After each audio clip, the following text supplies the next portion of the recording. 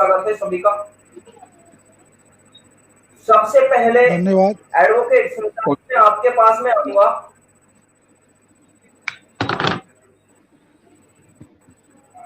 सबसे पहले सुनीता जी मैं आपके पास में आऊंगा। अभी कुछ दिन पहले ही दिल्ली के अंदर से 5 से 6 आतंकवादियों को पकड़ा जाता है, उसके लिए वकील खड़े हो गए। अभी तो ज्यादा दिन भी नहीं हुए हैं, वकील खड़े हो गए। कैसे देखते हो इस मामले को? जी, ऐसे इस तरीके का जो कानून के हिसाब से तो ये माना जाता है कि हर अपराधी को मौका मिलना चाहिए अपनी बात रखने के लिए। लेकिन अगर हम अपने मानवता और इंसानियत के रूप से अगर देखा जाए तो आतंकवादी तो एक तरह से वो किसी के लिए भी ठीक नहीं है, किसी भी मजहब के लिए ठीक नहीं है, किसी भी धर्म के लिए ठीक नहीं है। लेकिन फिर भी अगर उसको एक मौका दिया गया है तो ये तो कानून अपने नज़रों से देखता है, इसमें कोई हम लोग हस्तक्षेप नहीं कर सकते हैं। इस पे सिर्फ एक मौका दिया जाता है अपनी बात रखने के लिए। जी, एक बात सामने आ रही है कि जब कुछ लोगों के द्वारा जो देश की संस्कृति को नहीं मानते, देश के संविधान को नहीं मानते, यहाँ तक भी ठीक है क्योंकि सेकुलर देश है, इसमें कोई दोहरा ही नहीं है। लेकिन जब बात तिरंगे के अपमान करने की आ जाती है और उनके पक्ष में हजारों वकील खड़े हो जाते हैं जमानत दिलाने के लिए, अखलाक जैसे लोगों के लिए, आतंकवादी जैसे लोगों के लिए कोर्ट खुल जाता है। वही 1947 में हमारा देश आजाद हो गया था, हम सबको पता है। लेकिन क्या लगता है कि आज भी आतंकवादियों के पक्ष में हजारों लोग खड़े हो जाते हैं?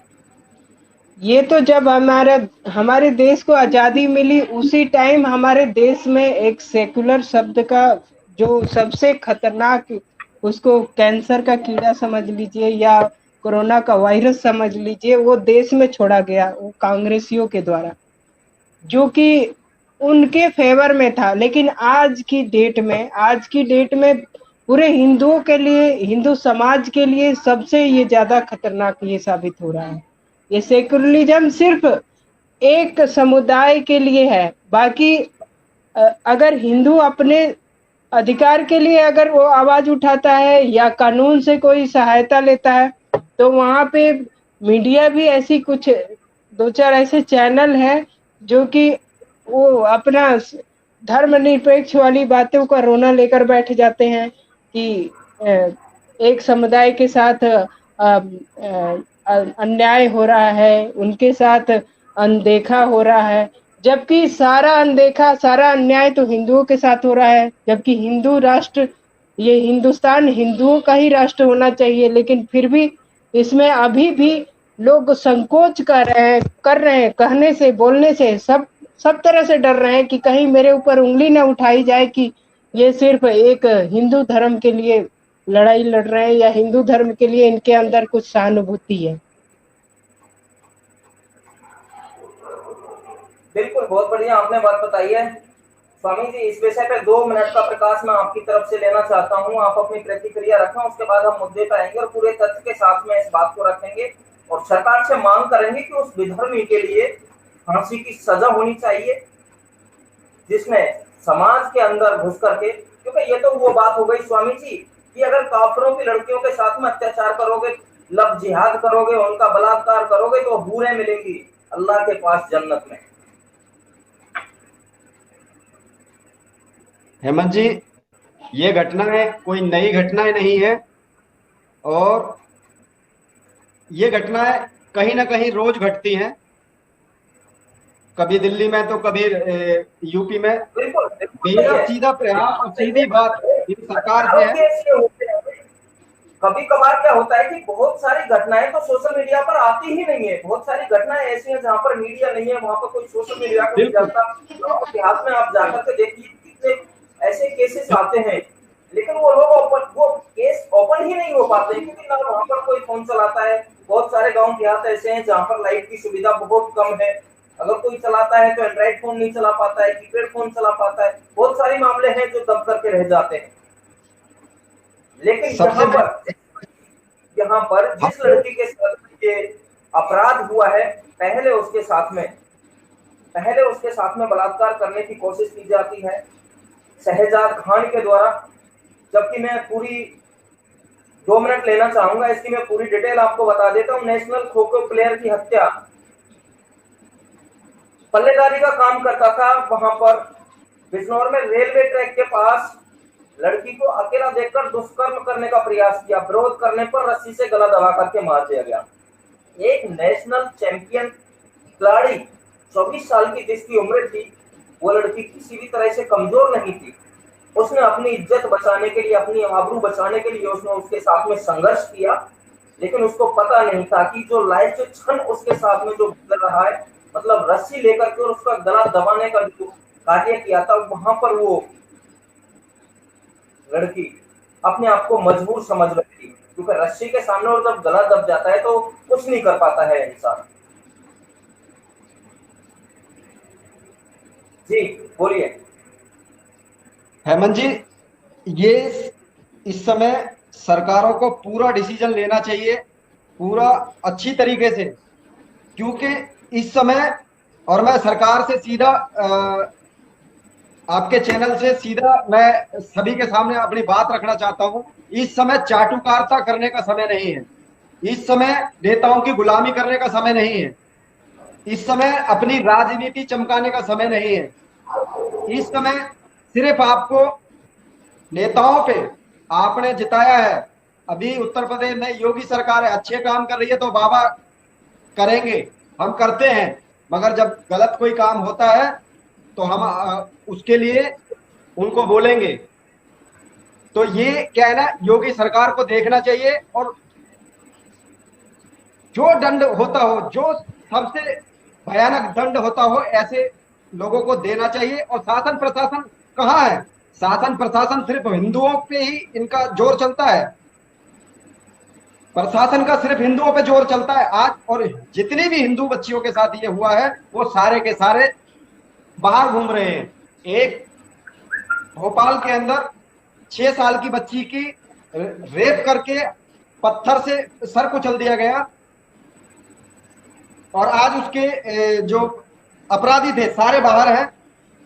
सेम निर्भया का भी वही हुआ था, एक आदिल नाम के, खुद केजरीवाल ने उसको सिलाई मशीन दी। ये भटक जाते हैं, ऐसे भटक जाते हैं। और मैं आपके चैनल के माध्यम से एक चीज और कहूंगा, ऐसे व्यक्ति कहीं भी पाए जाए तुरंत गोली मारिए, समाज में उनको जीने का हक नहीं है ऐसे लोगों का। हूरें कैसे मिलेंगी स्वामी जी, लालच तो हूरों का है। और दूसरी बात हेमंत जी, ऐसे लोगों के लिए तुरंत वकील तैयार हो जाते हैं। हिंदुओं के लिए ना तो कोई, हिंदू के अंदर जितने भी वकील हैं, चाहे वो जितने भी अफसर हैं, सबके अंदर लालच भरा हुआ है। और ये चीजें जब तक वो नहीं निकालेंगे, तब तक हमारा देश टूटता रहेगा, हमारा धर्म टूटता रहेगा, हमारे संत से खिलवाड़ करते रहेंगे। बिजनौर पुलिस ने इस केस में बहुत बढ़िया कार्य किया है। एसएसपी मैडम वहां पर खुद मौजूद थी, गले भी लगाया है उस लड़की की, बड़ी सिस्टर को, प्रिया नाम है, उसको गले लगाया है और आरोपी को अरेस्ट तो कर लिया है। लेकिन हम लोगों को, सबको मिलकर के, और ऐसे बलात्कारी भेड़ियों को, ऐसे दरिंद्रों को फांसी की मांग करनी चाहिए कि सरकार जल्द से जल्द फांसी का प्रावधान कानून बनाए, ताकि ऐसे भेड़ियों को फांसी। राक्षस प्रजाति के लोग हैं ये, उस राक्षस प्रजाति के लोग हैं, इनको आप भाईचारा जो लोग निभाते हैं, ये उस 2.5 साल की, मात्र सोचिए 2.5 साल को, बहुत से बोलते हैं कपड़े पहनावा ये फलाना, 2.5 साल की बच्ची को कौन से कपड़े पहनाए जाए आप बताएं?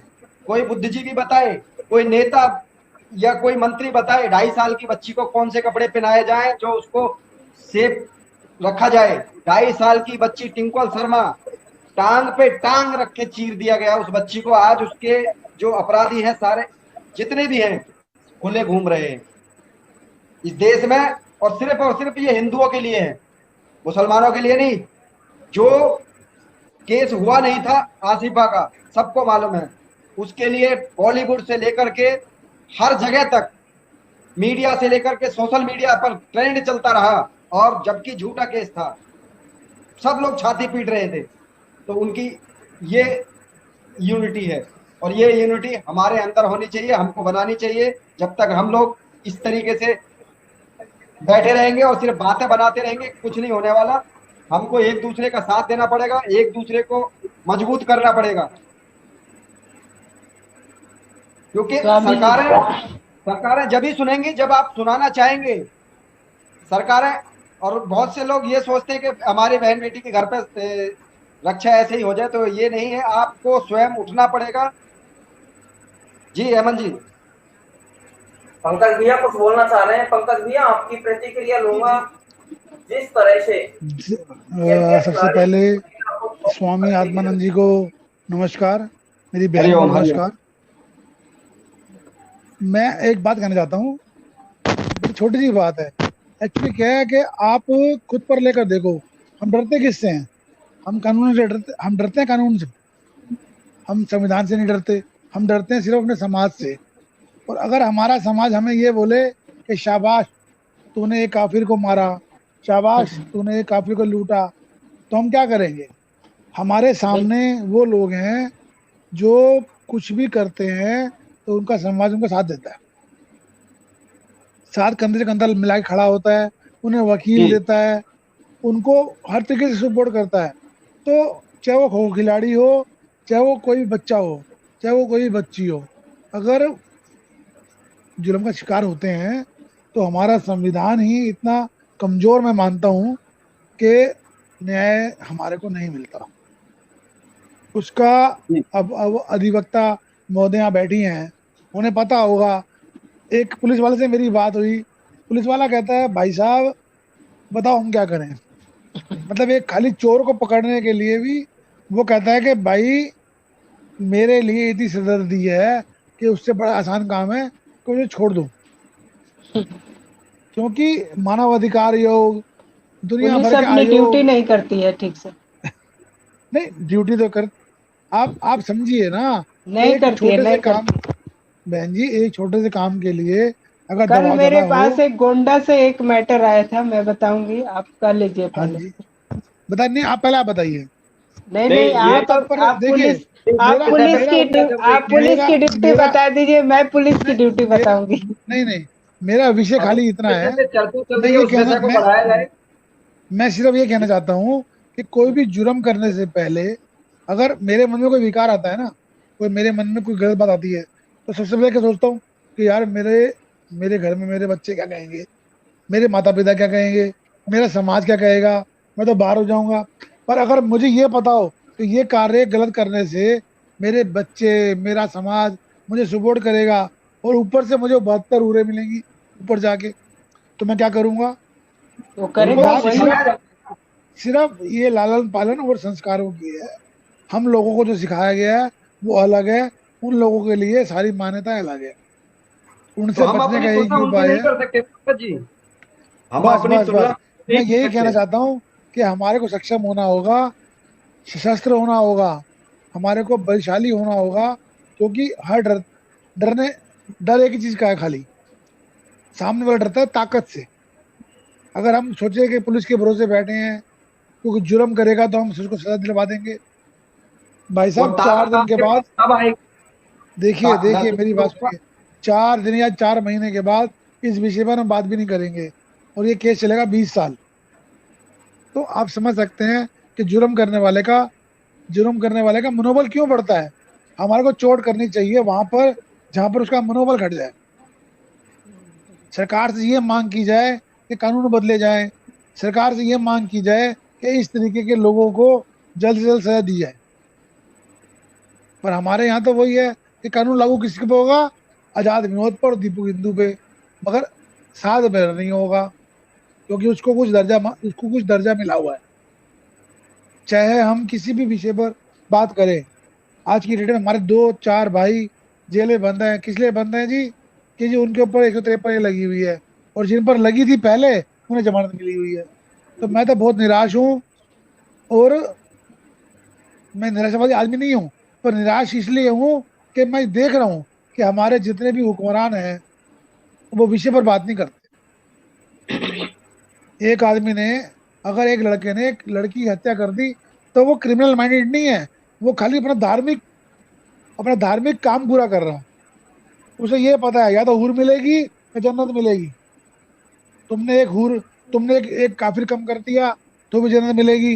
अगर वो तुम्हारे कहने में आ गई, धर्म परिवर्तन कर लिया, आपके साथ उसने सब कुछ कर लिया, तो हूर मिल गई। अरे भाई, कहाँ पूरब और कहाँ पश्चिम। और हमारे को क्या सिखाया जाता है कि जी आप धर्म की बात मत करो, आप भाई भाई की बात करो। भाई भाई की बात तो कर ले, पर भाई भाई की बात करने के बाद हमारे को मिलता क्या है? प्रताड़ना। हमारे बच्चों का ये तो एक ही केस है, पर मेरे मेरे संज्ञान में केस कि मैं क्या बताऊं, मतलब हर गली के अंदर यही काम हो रहा है, हर बंदा यही काम कर रहा है।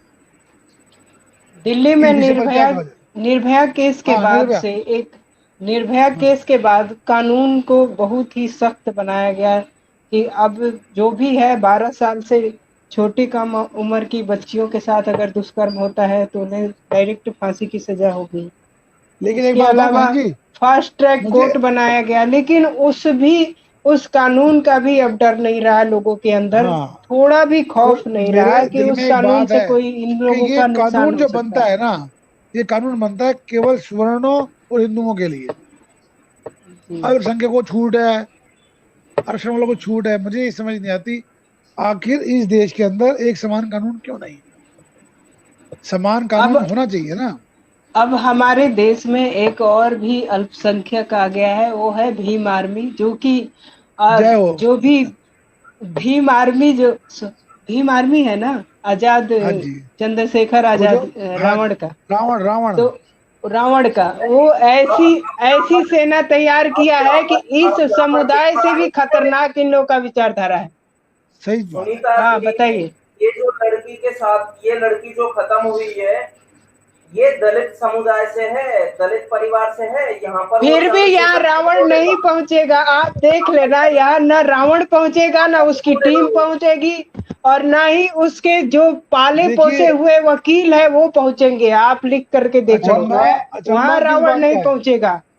एक मिनट अचंभा इसी बात का है कि यदि बोलने का जुर्म मौका दे, करने एक मिनट। वाला कोई विशेष समुदाय से नहीं है, विशेष धर्म से नहीं है, तो उसके लिए तो पूरा मीडिया, पूरा तंत्र और विश्व के पता नहीं कौन कौन से लोग बोलते हैं। लेकिन अगर अगर जुर्म करने वाला विशेष समुदाय से है, तो सारे के सारे रेत में मुंह डाल देते हैं। और बोलता कौन इसमें है? हमारे नरेंद्र भाई बोलेंगे। इस देश में कुछ कुछ ऐसे आरक्षण, ऐसे जैसे पिछड़े लोगों के लिए आरक्षण, बहुत अल्पसंख्यकों के लिए ऐसे आरक्षण, मतलब इन सबों को ऐसे ढक के रखा जाता है सुरक्षा कवच में उसके कि ये उसके कुछ भी अलावा कर सकते हैं देश के अंदर। इनको पूरी छूट दी गई है, इनके लिए ना हाँ, कानून है, यही ना यही संविधान है, मैं ना ही यही इनके कह रहा ऊपर हूँ कोई नियम कानून लगते हैं देश के। कि देखिए, संविधान जिसे सपोर्ट करे, समाज जिसे देखिए, सपोर्ट करे, वो तो यही करेगा। सुनिए सुनिए हाँ सुनिए जी, सुनिए। बोलिए बोलिए। जिसके सेना मजबूत होती है, हाँ जी। जिसकी सेना मजबूत होती है, राज वही करता है।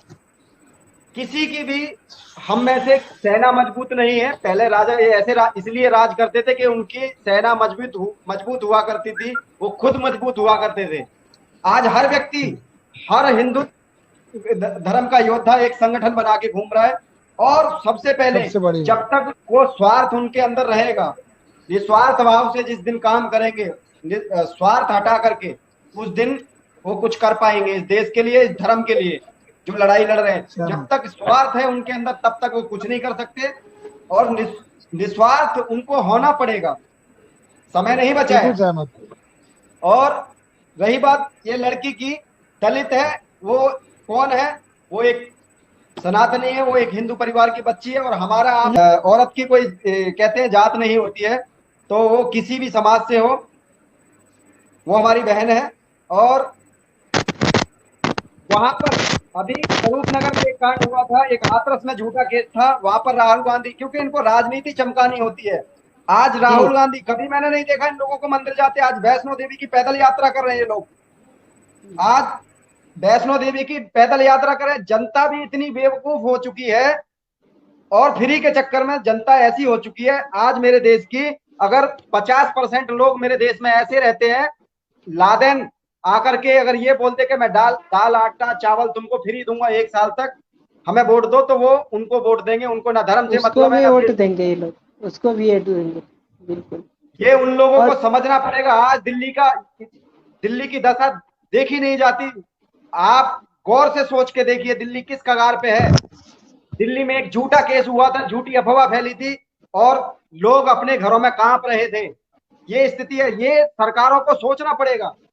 सरकार जब तक नहीं सोचेगी, और सरकार को क्या मरवाना ही है, और योगी मोदी सभी को मिलके एक ऐसा कानून पास करें ये लोग। और ये 5 का भी साथी जितने भी देख रहे हैं इस लाइव को, एक बार शेयर भी करते रहें और सभी से इस आवाज को दूर तक पहुंचाया करें, ताकि आपकी आवाज हम तक, हमारी आवाज आप तक पहुंच सके।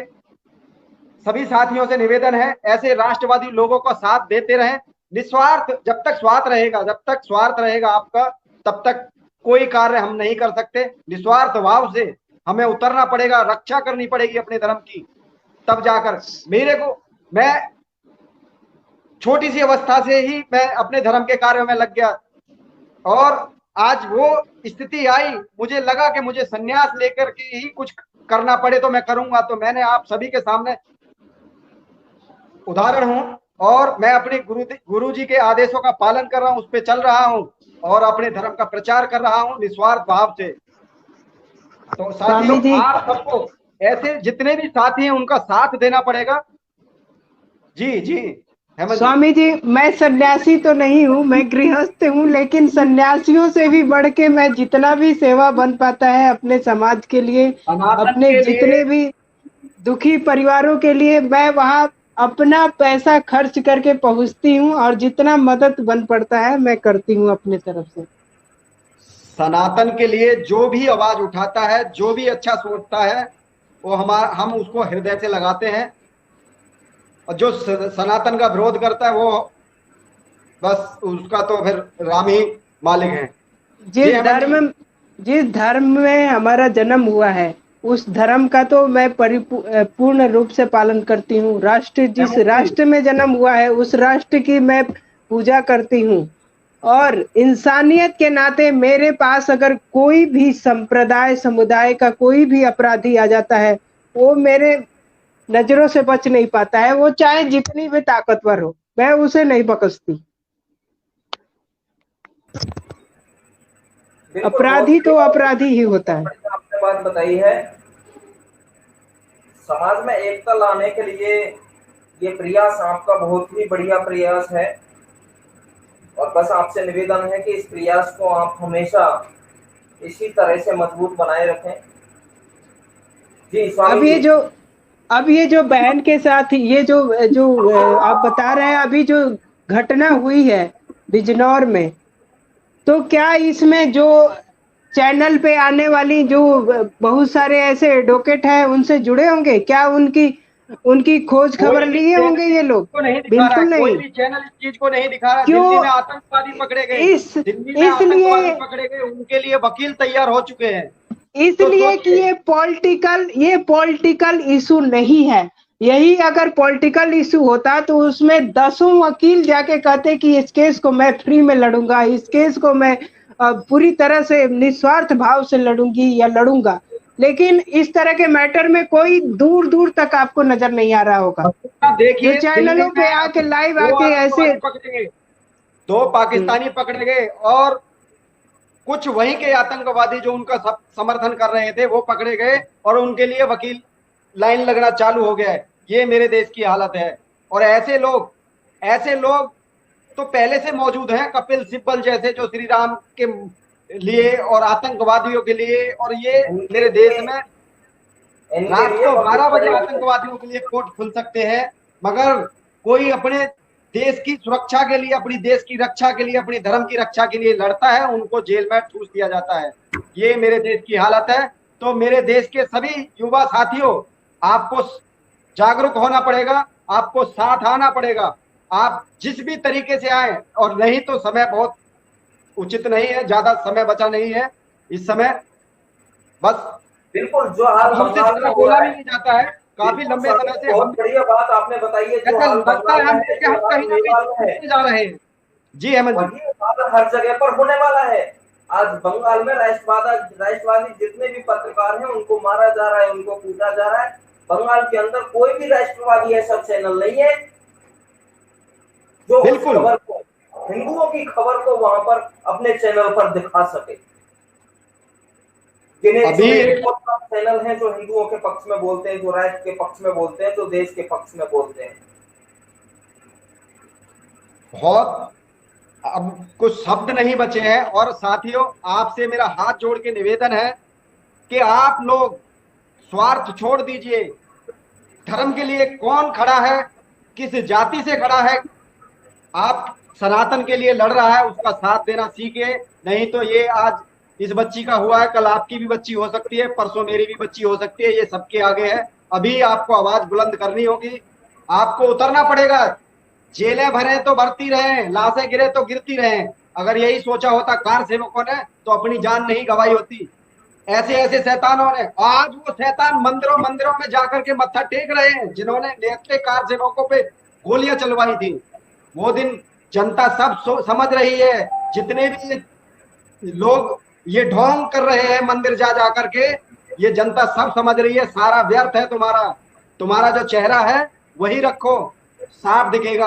ये गिरगिट वाला रंग, चाहे वो किसी भी सरकार को, इन्होंने अच्छा खेल नहीं खेला इस सनातन धर्म के लिए। और कार सेवकों को किस तरीके से, आज भी वीडियो साइडों पे पड़ी है, मगर सोशल मीडिया तो हमेशा हिंदुओं से नाराज रहता है। ऐसी कोई भी हिंदुओं के खिलाफ बात होती है उसको तुरंत बैन या हटा दिया जाता है या ब्लॉक कर दिया जाता है।